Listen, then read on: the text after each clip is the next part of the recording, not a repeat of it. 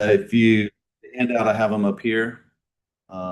Jesse and Peter, you can get those. If you're on Zoom, you may just want to ask questions as we go through this. I'll confess, when you organize teaching, I'm not really sure how to do it effectively. Teaching and preaching are they're similar enterprises, but they're quite different.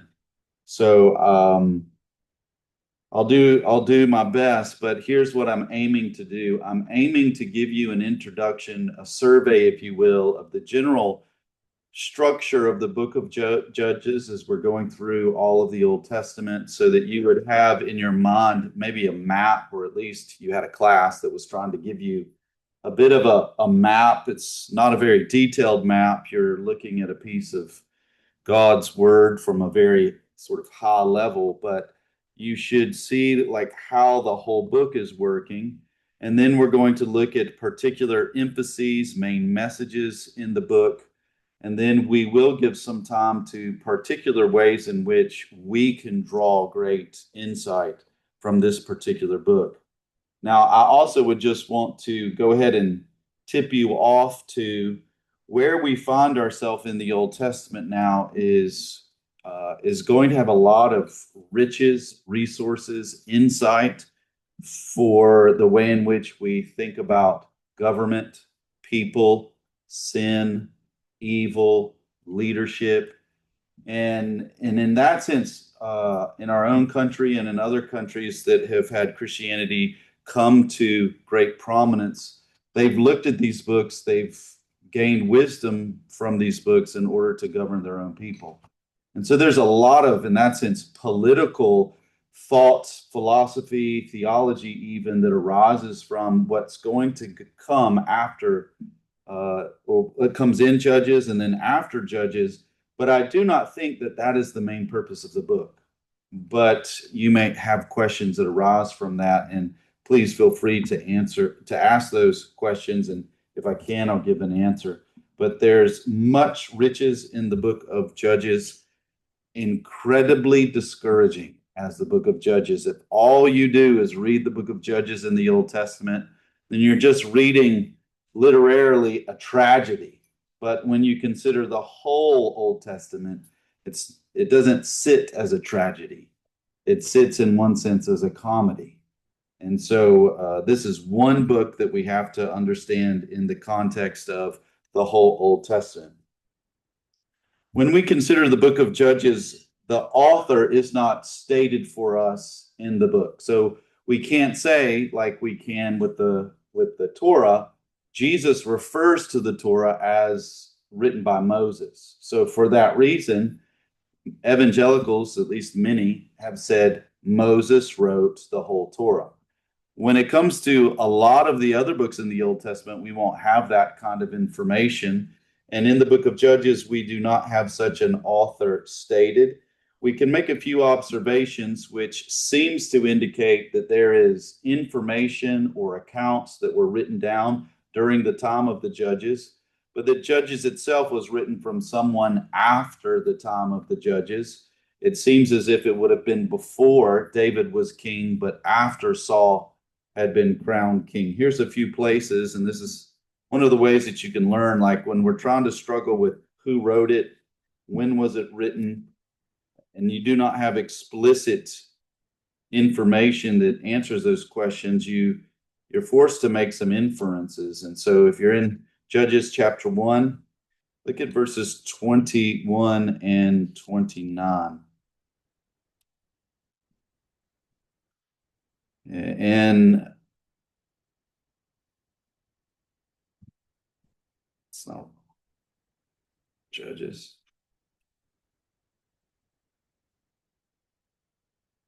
If you're there, you can read it for me. I'm struggling to get to Judges chapter 1. Somebody read Judges 1:21. But the sons of Benjamin did not drive out the Jebusites who lived in Jerusalem. So the Jebusites have lived with the sons of Benjamin in Jerusalem to this day. To this day. So it seems as if the author is writing from a particular vantage point that is ongoing and yet after the time of the Judges. You look at verse 29 in chapter 1, and you see similar things. And it happened when Israel became strong that they put the Canaanites to forced labor, but they did not dispose them completely. Again, that's a vantage point that is writing with knowledge that they were not removed. So that would be one place. Another place is at the end of Judges. In Judges 21, verse 25, we have a similar bit of information. In those days, there was no king in Israel. Everyone did what was right in his own eyes. There, again, it's speaking from a vantage point, it seems, where there was a king in Israel, looking back to a period when there was no king in Israel. Now, if you're wondering what is the message of the book of Judges, the punchline, if you were to try to summarize the message of Judges and drawn exactly from a text in Judges, verse 25 of chapter 21 is that punchline. The book of Judges is explaining to us, how did Israel live in Canaan after Joshua has died? And the only leadership that arose within Israel were judges. Well, it is stated for us in the phrase, everyone did what was right in their own eyes, for there was no king in Israel.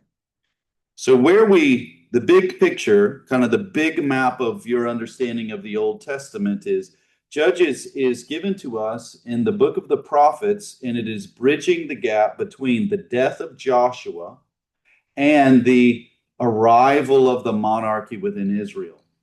You'll remember that Saul will be that first monarch, but with Saul, that is the beginning or the genesis of a human king, a man who will be king in and over Israel. Judges is this intermediate state where there is no servant of God like Joshua, who was in one sense the replacement of Moses, and there is no king in Israel. So how did it govern? How did it live in Canaan in that intermediate government time? And they lived as you learn about them in the book of Judges.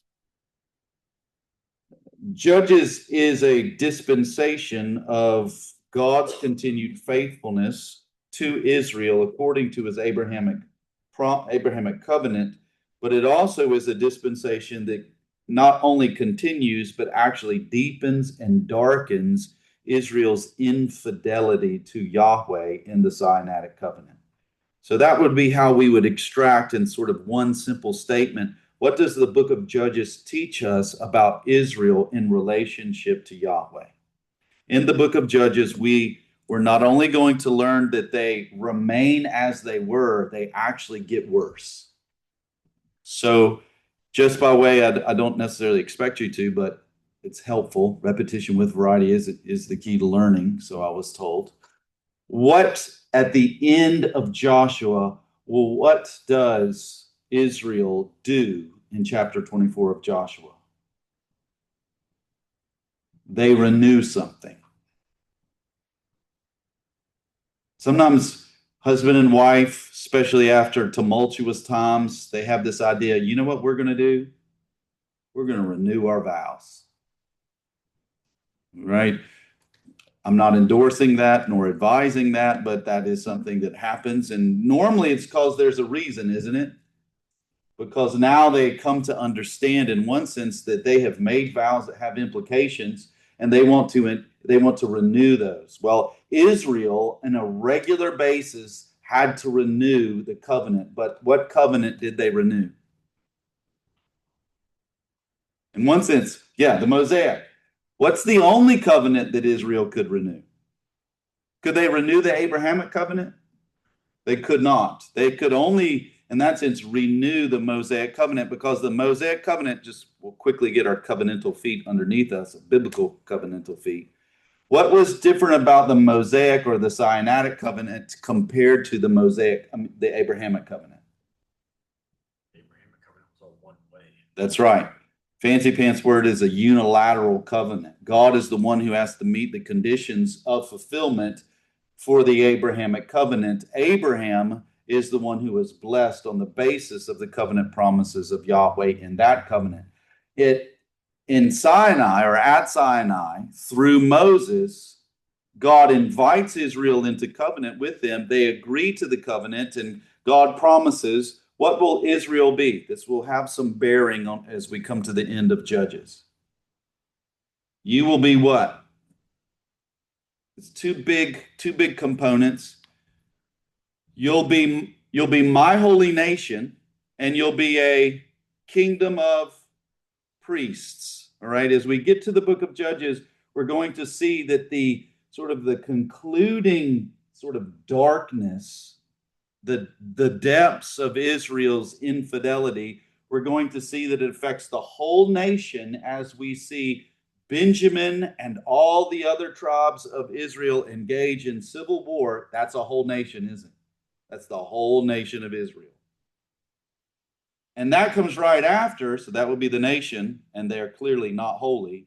And then right before that, we're going to see that there is a Levite who travels around with him his prostitute, or his concubine. That's the right word. All right. So therein we're able to see, like, okay, that's where Israel ends up at the end of the book of Judges. Instead of being a nation, a holy nation in a kingdom of priests, their priests are traveling with a concubine, and their nation is involved in civil war. That is not what they covenanted with Yahweh at Sinai through Moses. That's not what they renewed through Joshua in Canaan. And so now when we consider Israel, what we learn from the book of Judges is that this is a dispensation of God's faithfulness to his covenant promises, but for Israel, it is a deepening and darkening of their infidelity to Yahweh in that same covenant. So in one sense, we have the same at least two main points arising out of the book of Judges that were also in the book of Joshua. Yahweh is the faithful one. Israel is the unfaithful one. Now, sometimes that can get lost in all of the details, and there's incredible details that can be quite challenging in the book of Judges. Here are four key lessons that are given to us in the book of the book of Judges. I think you have these in your handout. The theological explanation of Israel's circumstances in the book of Judges reveal to us, number one, that sin, that is Israel's transgression of God's law, sin wrecked Israel's identity and mission in Canaan. Number two, we will learn that covenant breaking that is Israel's covenant breaking, forsook their blessing and brought curses. Three, that Judges will describe the moral failure of these leaders, the judges. And lastly, we will see that Judges shows God's faithfulness to his covenant. If you were going to learn three passages to have at least kind of some anchor points for the book of Judges, I've given you three passages that you could consider. We'll read those quickly. In chapter 2, verses 10 and 11, and all that generation also were gathered to their fathers. And there arose another generation after them who did not know Yahweh or even the work which he had done for Israel. Then the sons of Israel did what was evil in the eyes of Yahweh and served the Baals. And they forsook Yahweh, the God of their fathers, who had brought them out of the land of Egypt, and followed other gods from among the gods of the peoples who were around them, and bowed themselves down to them, and thus they provoked Yahweh to anger. Let's keep reading because it's a good summary. So they forsook Yahweh and served Baal and the Ashtaroth, and the anger of Yahweh burned against Israel, and he gave them into the hands of plunderers who plundered them, and he sold them into the hands of their enemies around them, so that they could no longer stand before their enemies. Wherever they went, the hand of Yahweh was against them for evil, as Yahweh had spoken, and as Yahweh had sworn to them, so that they were severely distressed. Turn over to chapter 3, verses 5 and 6, and we read, Now the sons of Israel lived among the Canaanites, the Hittites, the Amorites, the Perizzites, the Hivites, and the Jebusites, and they took their daughters for themselves as wives and gave their own daughters to their sons and served their gods. And then, as we've already read in chapter 21, verse 25, that this is when there was no king in Israel, and everyone did what was right in their own eyes. All right, that's a summary of Israel in the book of Judges. Now we're going to see, how does God's faithfulness manifest itself in the book of Judges? And you are right to expect, well, I expect to learn about some judges.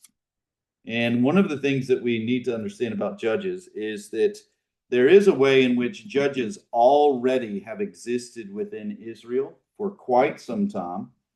In Numbers chapter 25, verse 25, Deuteronomy chapter 6, verse 16, we see that judges were already established under Moses in Israel. In Exodus chapter 2, verse 14, it even reveals to us judges existed in Israel before the covenant that they made at Sinai. So it's an old way in which a leader is established, and we're going to see in two different levels, at the town level and then at the tabernacle level. In Exodus chapter 18, verse 21, we see that the judges have a social and religious authority to sort of enforce and to regulate or to judge how Israel is behaving. And in Deuteronomy 16, verse 17, we see that there are two types of these judges. One is located locally, and the other is located at the tabernacle, which created a two-tier judicial system. That you had like your local judge, and then if something really big happened and it met certain criteria, he would then have to go to the judge at the tabernacle. I just was listening to Al Mohler have a conversation today, not because he stopped by the church, but because you can listen to these things on the internet. But he was chatting with a Roman Catholic individual who's working in DC for good things in our country. I forget the fellow's name. But anyway, they brought up a book that was written about our country's influence by the Hebrew scripture. And here you're able to see, so the judges had, in one sense, a two-tiered system of executing judicial rule in Israel, who obviously took something from them, and we use it today. America. Like we don't just have sort of one judicial system, that you have our state's judicial system, and we trickle it down to smaller and larger, and depending upon the nature of the crime and what law you break, you go to the appropriate judge. All right, Israel had that even before we see this establishment of a leader that would have the authority of Moses. So judges before the book of Judges maintained civil law, and they led Israel to obey Yahweh. That's in Deuteronomy 18, verse 20. And so what does this make? You're thinking in terms of types now. You're thinking in terms of sort of like not fully developed in explicit terms, but when you're thinking of principles, and you think about this most basic form of a judge locally and then at the tabernacle, what are they functioning like?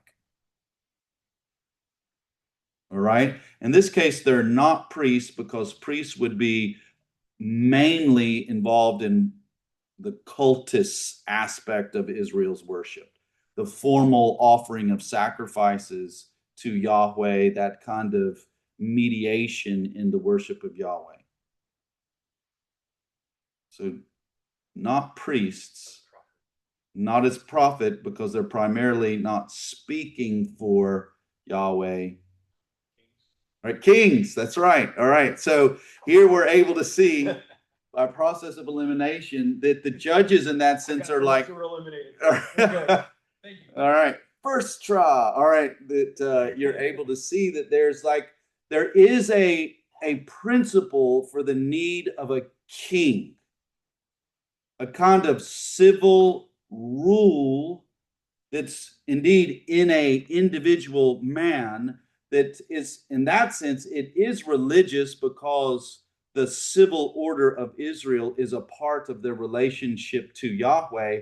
But judges at the local and at the tabernacle level were bringing this kind of order. So this is not new in the book of Judges. It has existed before the book of Judges. They are precursors to the king. And the book of Judges now, mainly by way of Israel's deepening and darkening infidelity to Yahweh, what is going to be provided for us is, what will a king in Israel need to do? What will a king in Israel need to do? Now, this is really helpful, especially as we're trying to see how do Old Testament books relate to the message of the gospel. And in one sense, you're not going to find the kind of connections in the book of Judges that are explicit prophecies regarding Jesus as the promised Messiah, but you are able to see that the problems that demand a king in Israel, God has to solve those problems. God has to provide this kind of man who will deliver Israel from their sins, and the problem remains in Israel's heart towards Yahweh. So by nature of why they need a king and the solutions that the king has to provide, we gain greater anticipation of what does God need to do among his people. So in one sense, it is a significant bridge to understanding how Jesus is that promised king. As Judges will provide for us, that God sends to his people these kind of leaders that he raises up in emergency situations in the book of Judges, so that he is able to deliver them from their enemies and from the consequences of his sin. Now, Judges then becomes, one author, Selhammer, says it becomes like a form, a cast, a model for how God's rulership needs to occur among his people. Now, what does that immediately say? As Christians who come to the scripture, what do we already see God believes in, God has established, God has sanctioned? This is obvious. It's not central, but it's obvious. In today's world, I need to just make this point. If God is providing, raising up in the emergency situation in the book of Judges, because Joshua has died and there is no servant like Joshua who is in the type of Moses, and no leader like Moses follows Joshua, and this is in the time when there was no king in Israel and everyone did what was right in their own eyes, and the judges are raised up by God, what does God clearly want his people to know they need? Godly leader. And another word for that is called government. Government. Here's in one sense a way in which the book of Judges establishes for us, Christian, can you believe in libertarianism? No. Judges explicitly deals with the issue. If you establish a society where everyone does what is right in their own eyes, what will you get? Israel in the time of the Judges. Right? So you do have to mark off libertarianism from your political choices. So in case there is an ever-growing, I myself sound like a libertarian at certain points, but you and I have to reject philosophically libertarianism. And the book of Judges establishes, in one sense, why we must not be committed philosophically to libertarianism. God provided these judges in the emergency situations of Israel because God knows his people need government. Judges were a transitionary form of government in Israel before there was a king in Israel. Now, this also, go to chapter 2, verse 16. This also shows us, what does Israel need in its government? What does Israel need in its government? In chapter 2 of Judges, verse 16, then Yahweh raised up judges who saved them from the hands of those who plundered them. All right. What Israel needed was military leadership in their king. They have enemies, and their enemies are going on the aggressive. They're aggressive, and they're actively opposing Israel. And so a leader in Israel has to be a military leader. The second thing we are able to see is, why is it that they need someone to lead them against these oppressors? Verse 17 tells us, because they did not listen to their judges either, for they played the harlot after other gods and bowed themselves down to them. So another problem that Israel needs their leadership to address is their covenant relationship to God. So Israel's infidelity to Yahweh, and which brought on, we'll see in this cycle that repeats itself over and over in Judges, their infidelity to Yahweh, which is what brought their enemies to oppress them, which then requires a military leader. This is what Israel will need in its leadership. A king in Israel is going to have to be a military leader, and he's going to have to be a covenant example to Israel. So in this case, have you ever heard, like people like priests, or you could see in Israel, it also meant like king, like people, right? Here are some reasons, and this is a difficult time for me politically in our own nation, because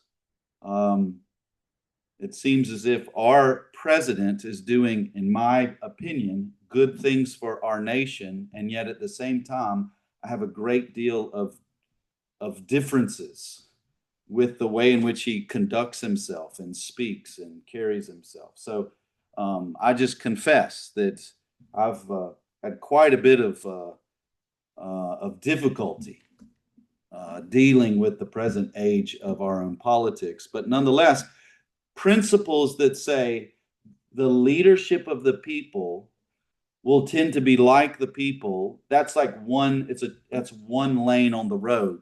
There's another lane on the road that we see in Judges, and that is the kind of leadership that the people need is to be exemplary, so that the people will come to follow the example of their leader. Now, this is especially true in monarchies, and it was true, or at least it was demanded of the monarchy of Israel.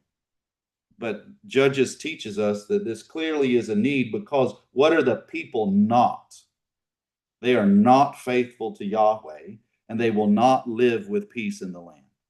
So they need a military leader, and they need covenant leadership. God raises up 7 judges. 7 judges, and we're going to learn a lot as we travel quickly through these judges. You have an outline for the book of Judges that is ordered according to the sequence of the judges, and I do think the sequence reveals some things to us. Let me talk about some commonalities between these judges. Only 2 judges are going to be presented to us in a way that they seem as if they are noble, that we're not going to learn about some kind of scandalous activity of these judges. All of the other judges, there will be revelations in the book of Judges about the sins of these judges. And so it seems as if as the cycle that we'll learn about that happens in Judges continues, both the people and the judge become more like the people in Canaan than the God to whom they have covenanted with. But what is true of all the judges is God is the one who raises up these judges, and God's Spirit is what empowers these judges. And all of the judges believe themselves to be instruments that God would use. So when you're trying to find, like, what's the thread through all of the judges, it's not going to be noble, because not all of the judges are going to presented to us as great, noble examples. That's not the thread. The thread is this: they believe themselves to be instruments used by God for the good of Israel. That is, I think, what is the qualification, or maybe becomes the qualification, of the individuals whom God raised up to be judges. They thought that they were instruments used by God in faithfulness to his covenant promises. As you go through, Ethniel and Ehud, those are the best judges that we get. And from there on, it begins to go downhill. But one of the things that we're going to see as we come through the book of Judges is that there is a cycle that has 4 stages. I ran out of time to be able to figure out how to draw on a computer a spiral, like the golden mean. Have you seen like a conch shell, the spiral in a conch shell? All right. You've seen that kind of spiral. All right. In the book, what the Old Testament authors really cared about, the gentleman, his last name is Miller. I'm sure he's related to you, Jerry. And he has a little helpful visual that's a little spiral in that kind of golden mean ratio spiral. And here are, I think you have these on your handout, here are the 4 stages that you could put in that spiral. Now, what's important about the spiral is it's not a circle. It's a spiral in the sense that it gets worse and worse and worse. Israel is like going down the moral drain as we go through the book of Judges. And this is the cycle of that downward spiral. First, the leader dies. First, that was Joshua. And then it will be the judge that God raised up. That judge dies. And when the judge dies, the people rebel against Yahweh. That is stage 1 in the spiral. Stage 2, the Lord judges through the oppressors. The oppressors are going to be through the people or the inhabitants of the land of Canaan, which, why are they there?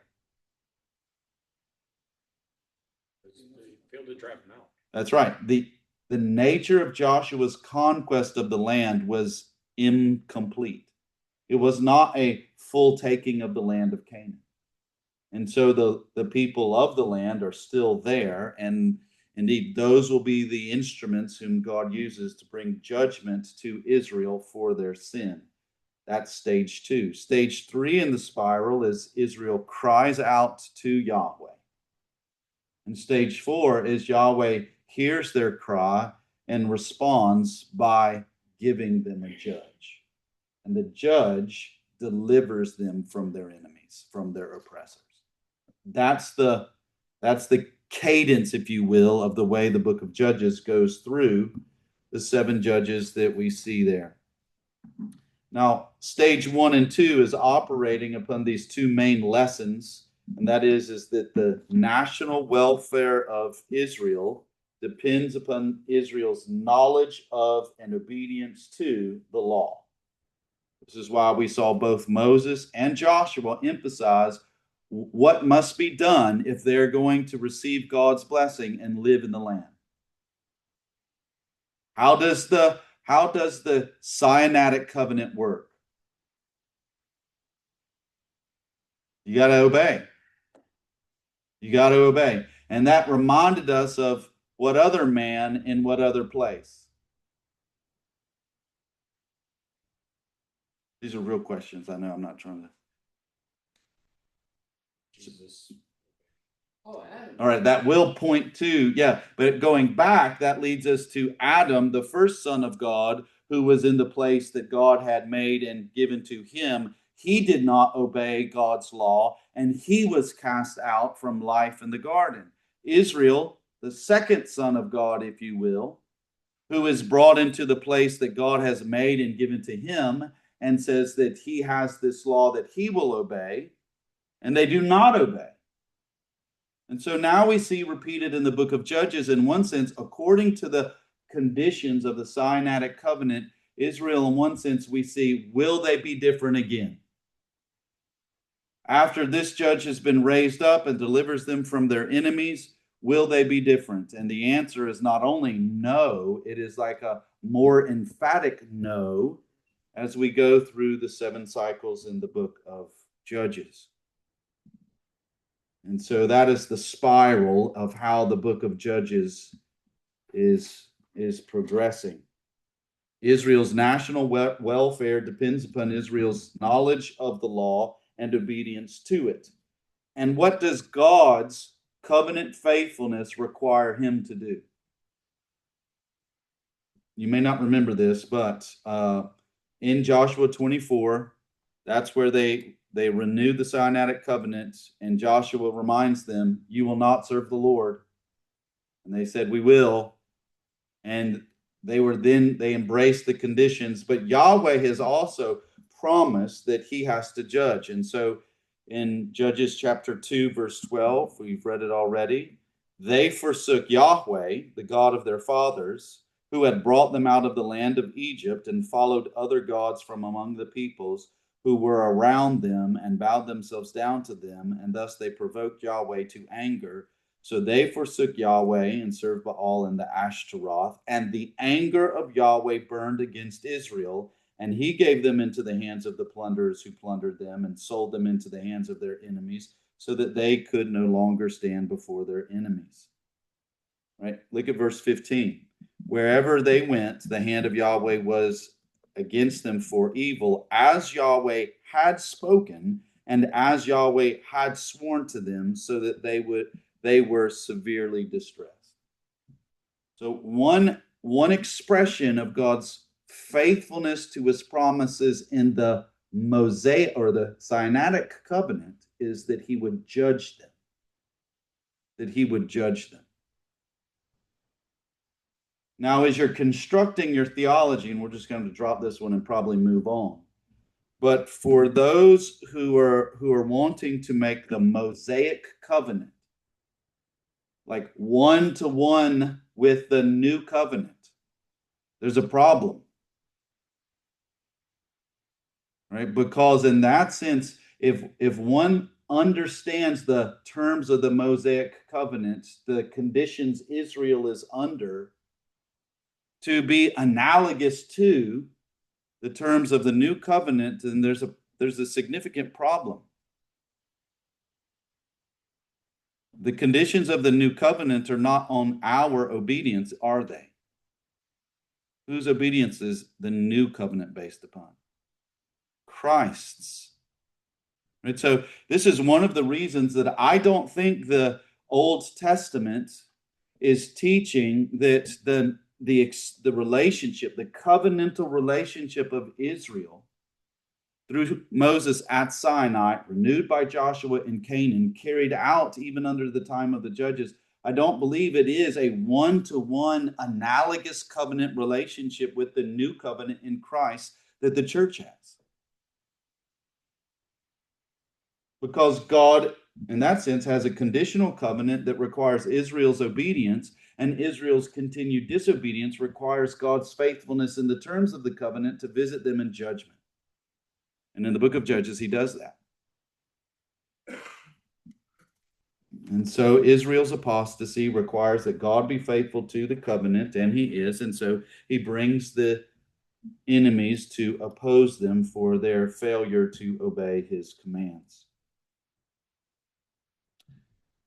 this cycle that we've read in 11 through verse 17 in chapter 2, it repeats itself. I don't know if I put this on your handout, but in chapter 3, verse 7, we were able to see reference to this same reality. Thus, this is verse 7, chapter 3. Thus the sons of Israel did what was evil in the eyes of Yahweh, and forgot Yahweh their God, and served the Baals and the Asheroth. Then the anger of Yahweh burned against them, so that he sold them into the hands of Cushan Rishathaim. That was, I'm sure, a massacre. King of Mesopotamia, and the sons of Israel, and served Cushan Rishathaim 8 years. Then the sons of Israel cried to Yahweh, and Yahweh raised up a savior for the sons of Israel to save them, Othniel, the son of Kenaz, Caleb's younger brother.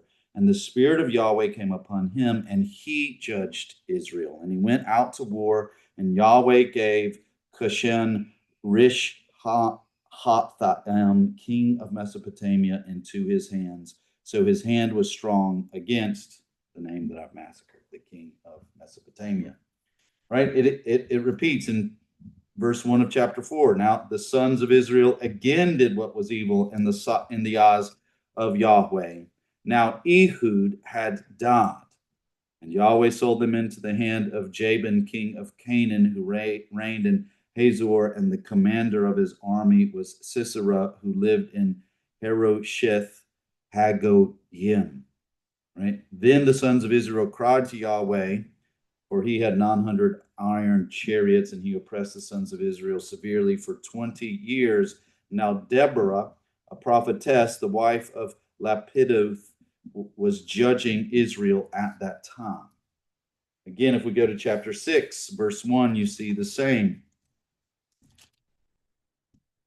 Then the sons of Israel did what was evil in the eyes of Yahweh, and Yahweh gave them into the hands of Midian 7 years. And the power of Midian prevailed against Israel. Because of Midian, the sons of Israel made for themselves the dens which were in the mountains and the caves and the strongholds.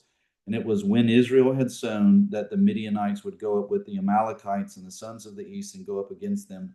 Goes on to describe verse 7. Now it happened when the sons of Israel cried out to Yahweh on account of Midian, and Yahweh sent a prophet to the sons of Israel, and he said to them, Thus says Yahweh, the God of Israel, it was I who brought you up from Egypt, and brought you out from the house of slavery. I delivered you from the hands of the Egyptians and from the hands of all your oppressors, and I drove them out before you and gave you to their land. And I said to you, I am Yahweh your God. You shall not fear the gods of the Amorites, in whose land you live, but you have not listened to my voice. All right, it goes on and provides another judge. You can continue and see that this goes in chapter 10, verse 6, chapter 13, verse 1. Do you see the cycle? All right, Judges continues in the cycle. Now, what you also note is the Judges are, in one sense, the cycle is shorter in the beginning of the book of Judges. And then it gets longer, meaning that there's longer portions of narrative of what is happening in Israel between these judges in the book of Judges. Which, what does that mean? If you're just trying to, like, if you were going to chart it out and you're going to put, little distances based upon the narrative, the time, or the amount of text given to this judge, and then Israel after it, and then this judge, and then Israel after it. If the narrative is getting longer and longer, what does that seem to be indicating? Is Israel getting better and better, or worse and worse? Worse and worse. All right, this is what we're going to also see, and it's going to come to a conclusion that we need to be able to observe. The cycle, this spiral, is not in any way that Israel is learning. So, Jesse, I might be wrong. Repetition with variety is the key to learning, unless you're Israel in the Sinaitic covenant. It's not working out.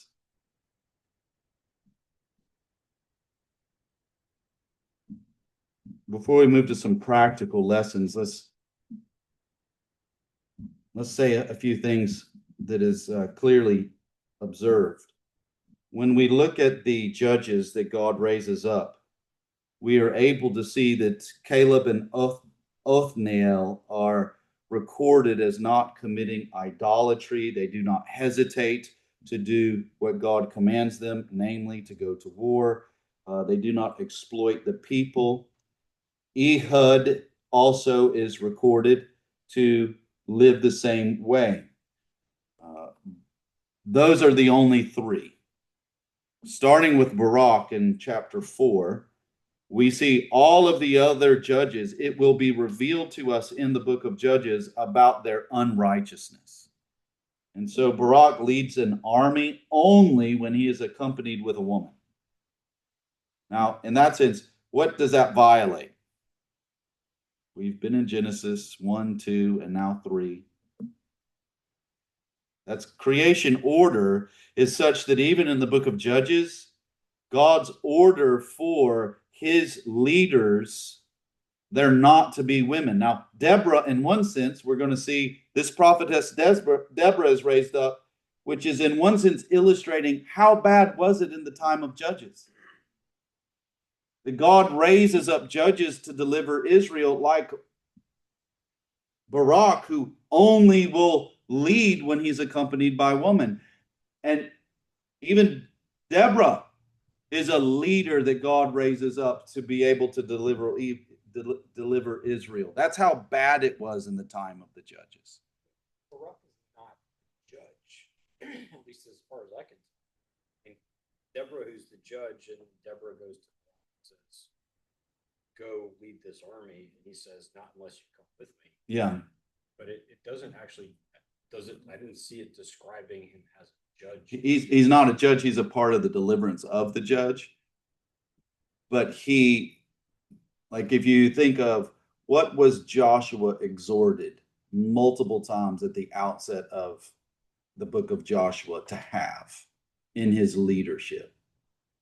It's like men like to put it on their walls in their man caves or something, or it is to be strong and courageous, strong and courageous, strong and courageous. I mean, I agree with your assessment of him as far as the lack of strength and courage, but so Deborah, a woman, Barak has to have a woman go with him to do what he has to do to lead. And so that's not a righteous order for how leadership should work. The righteous, in one sense, pattern is given to us with Joshua. And we don't have that being illustrated for us here. So one commentator says that this is illustrating for us that there is need of a righteous king. In the time of the judges, there are judges who are God's deliverers. And they, in this sense, they do function as instruments in God's hands to bring about deliverance for his people. But they're these foiled examples. And so the example of Deborah being raised up as a judge and Barak has to go with a woman is indicating this is not a portrait of righteous leadership. But maybe you could argue against it. I think it is intended that this is not the example that we see. And so Barak going with Deborah is an illustration of this is not the righteous king, which is why positioning judges between Joshua and what will come with Samuel is significant for understanding how does the book of Judges function within the whole Old Testament. We need a certain kind of king, not just a king, a certain type of king. The judges were deliverers, but they were not righteous deliverers. Another is Gideon. So we don't have time to read through Gideon, but it's a fantastic story, isn't it? But one of the things that is indeed sarcastic in the way that Gideon is addressed is that he's a coward and he's He's spoken to as if he is a courageous man, right? In addition to that, Gideon in chapter 8, verse 30, he assumes a harem. Right now, one of the things that Yahweh will warn Israel about is what will kings do? Kings will take your daughters. They'll take your horses. They'll take your men and your money. Right? So Yahweh was king. Yahweh warns Israel, we'll see, of a king, because kings will tend to exploit. Right? Even Gideon, who indeed was used by God to deliver Israel, he assumes a harem to be for himself. In chapter 8, verse 37, he also makes for himself personal idols. So he is not presented to us in the book of Judges as a righteous leader. He is a leader and God uses him, but he is not presented as righteous. Abimelech pronounces himself to be king and also installs Baal worship in chapter 9. That is not a righteous leader in Israel, and yet that is a judge that God raised up. Samson, obviously we remember Samson. Was Samson a righteous man? By no means. Samson had an incredibly strong penchant for pagan women. And even in Samson's death, he cites the motive for why he was seeking to destroy the Philistines. And you may not remember it, but it was because of his gouged out eyes. It wasn't for Yahweh's glory. So even in his death, it doesn't seem that Samson is even functioning as the instrument of God's judgment to his enemies and the salvation of his people. And yet that is the instrument God raised up in the time of Judges. In chapters 17 and 18, Micah steals money from his mother. And then when his mother gets the money back from her son, she uses it to buy an idol. Following that, we have the tribe of Dan. The whole tribe begins to behave in the same way, selfishly, as Micah did. Now, at this point, we begin to see that now the scope in the book of Judges is broadening. So we saw in chapter, you're going to have to go back and read it, but in chapter 17 and 18, we move from Micah to the tribe of Dan, and then in chapter 19 through 21, attention is now given to the whole nation. When we learn about the immoral and inhumane treatment, about how Israel acted when everyone did what was right in their own eyes, which leads to kind of the ultimate expression of the evil in Israel is there is civil war. Now, the reason or the circumstances which brings about this civil war is just evil. A Levite comes around with his concubine and sin is committed. We won't go into the details. I'll speak in more ambiguous terms. And so justice is sought against the Gibeonites. Well, Benjamin happens to be aligned with the Gibeonites. And so all the other tribes of Israel say to the tribe of Benjamin, we need to extract justice for what was done to the Levites' concubine. And Benjamin goes to war with the other tribes. And he's victorious 3 times until God then delivers Benjamin over to the hand of the tribes of Israel, eliminating, it seems, the future for the tribe of Benjamin, what would that obviously threaten? If there is no more Benjamin, what would that threaten? What's God's covenant promises to Abraham? Yep, and it's developed such that even that there is a land that is given to his seed, which is divided into 12 sons, which become 12 tribes with almost 12 appointments of land. So if there is no tribe, it seems as if how is the covenant going to be fulfilled? Well, then we have some really creative in an evil way, ingenuity by the other tribes, because they need to determine how are we going to get wives for the tribe of Benjamin. And so what do they conduct? We're going to raid. We're going to now steal women so that the Benjaminites can have wives. All right. This is Israel at the end of the book of Judges. The priests are indeed not holy. One travels with a concubine. The nation is engaged in civil war. And then they have to steal wives so that one tribe doesn't find itself extinguished. No, we can't come to the end of the book of Judges and think Israel is a holy nation and a kingdom of priests. Israel, they know God and they love him.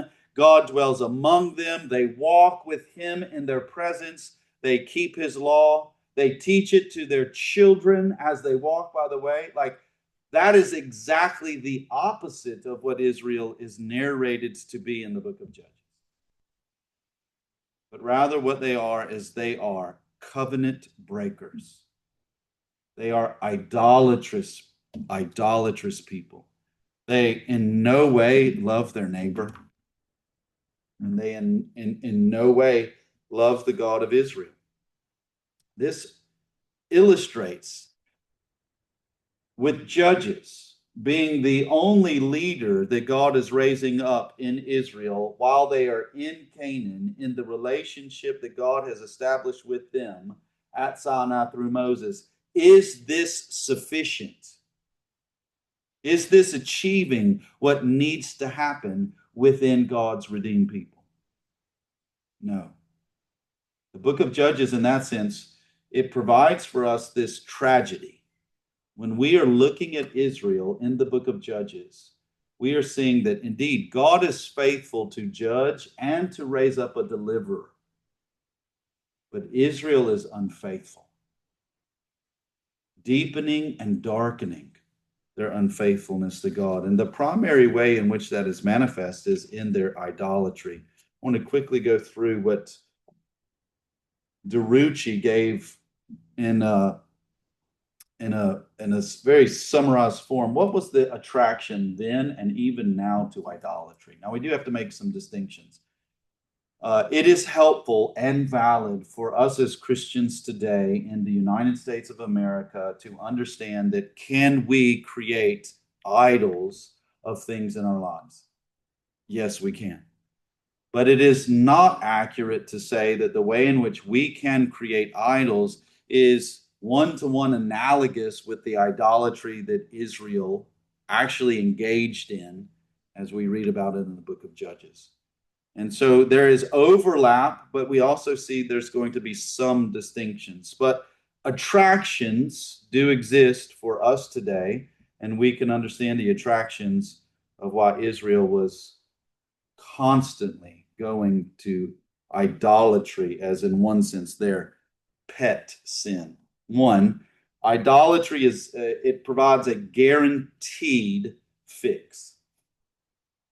When God forbids that you shall make any graven image of him, what does that mean? Worship of Yahweh will never include what? Any kind of picture, object. You're not going to have a material thing that will represent Yahweh in worship. Idolatry breaks that and presents in material, literally in front of you, immediately, available to your senses, something that you can have.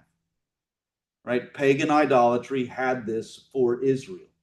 And so they were attracted to that guaranteed, immediate sort of feedback that you could get from idolatry. And that's why we can understand. I mean, commitment of sin today also baits us with the immediate satisfaction of being devoted to sin. It's also true when it comes to when people are wondering, it seems as if God is not close to me. It seems as if God doesn't care about me. It seems as if God is far from me. I think we can imagine, what if someone offered to you, well, God actually can draw near to you when you are sick with cancer, but that God is named,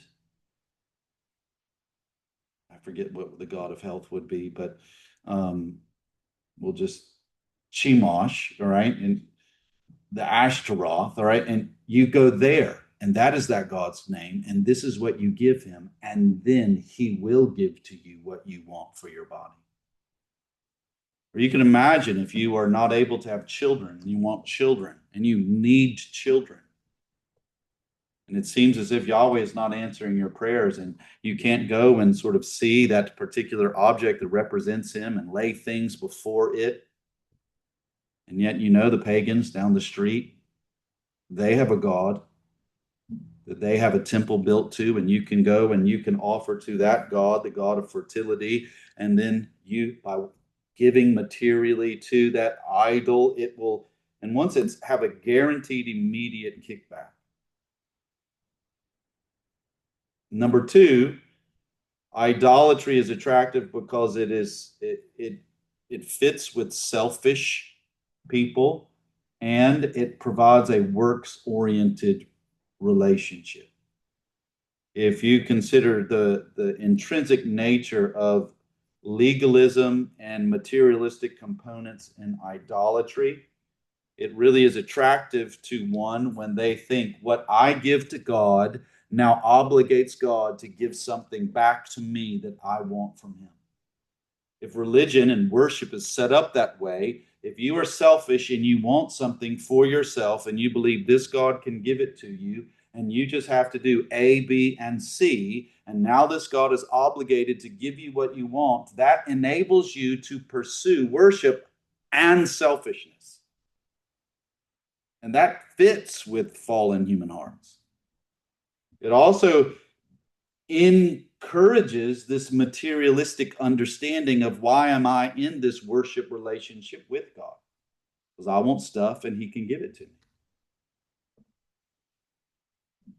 Third, it's easy. Idolatry doesn't have covenantal duties that are given to those who are God's redeemed people, such that the mark of them as God's people will be manifest in how they live in relationship to him. You just can go and you can commit idolatry. And by way of, in one sense, being a prostitute to this false God, giving yourself for a moment to this false God in your infidelity, that God is going to give to you what you want. That's an easy transaction, isn't it? It's quick, it's fast, it's short term. Covenant obligations of living in constant relationship with God that covers your whole life, that is not easy. Number four, DeRucci says it's convenient.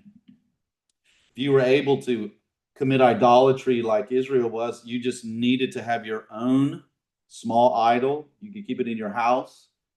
You could put it under your saddle. You could travel with it. And in that sense, it was anywhere, anytime you could bow down to your false God. That was far more convenient than worshiping Yahweh, where he demanded, no, worship will be done exactly as I obligate you to worship me. You will not feel free.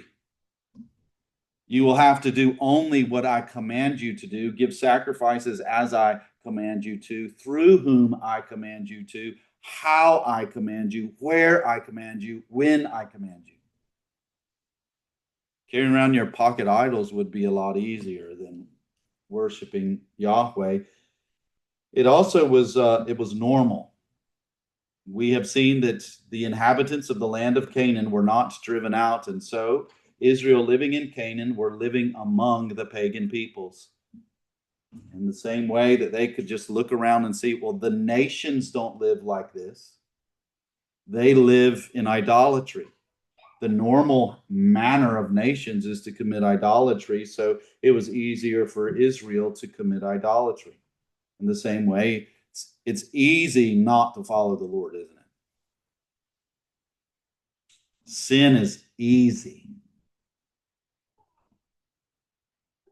Serving the Lord is hard. 6, logical. DeRucci says that idols specialize in what they claim to provide for the worshipers. Right? So if you wanted this, then this God would specialize in giving you what you wanted. And so you would commit idolatry with that God in order to get what you especially wanted. And so in that sense, there was like a buffet of idols all around Israel. And the attraction could be is this is what we need. We need rain. I need children. I need a good harvest. And so you could, in that sense, be unfaithful to Yahweh and commit idolatry with these other gods because logically you needed what they claimed to give. And then lastly, it was sensuous. Idolatry had good feelings, namely base sinful desires baked into the actual actions of idolatry. Worldly pleasures were integrated into the idolatry of the pagan peoples so that they were practices that were sensual. They used means in their idolatrous worship so that you could do things to your body, whether that was beat your body, or maybe you could write things on your body, or you could pierce things through your body. You also could eat or feast or be a glutton, or you could drink or get drunk in these acts of idolatry. You could participate in prostitution in this idolatry, all of which gratified sensual worldly desires. That makes idolatry to Israel attractive, just as we can understand how it is attractive to fallen sinners who indeed are regenerated by the Spirit of God today. Well, that's in one sense some of what's going on in the hearts of Israel in the book of Judges, that they are committed to idolatry and not to the worship of God. And so when we come to the conclusion of the tragedy of Israel in the time of the Judges, verse 25 in chapter 21 is the conclusion. In those days there was no king in Israel, and everyone did what was right in his own eyes. This leaves us with what expectation? What does Israel now seem to need? A king. A king who's going to, in one sense, provide what God raised up the judges to do, but he also has to be more than these judges. And so the Old Testament continues to lead us forward, pointing us to the future, anticipating God in his continued faithfulness to his covenant promises. We are looking for now a king. So it is interesting, and we'll just tag on this. Joshua, Judges, and Ruth are often understood together for some good reason. But when we look at the book of Judges, we see that Israel in Canaan is unfaithful. When we turn to the book of Ruth, who will our attention be to? It will start not with Ruth, but quickly it will lead to Ruth. And where are they? Well, first they're in the land of Moab, and Ruth is a Moabite.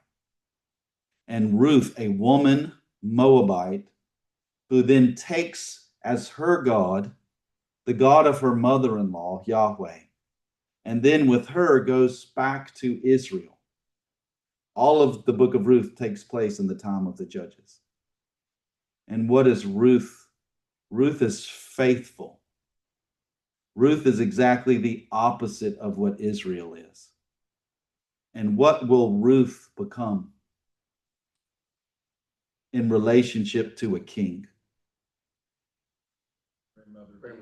David's grandma.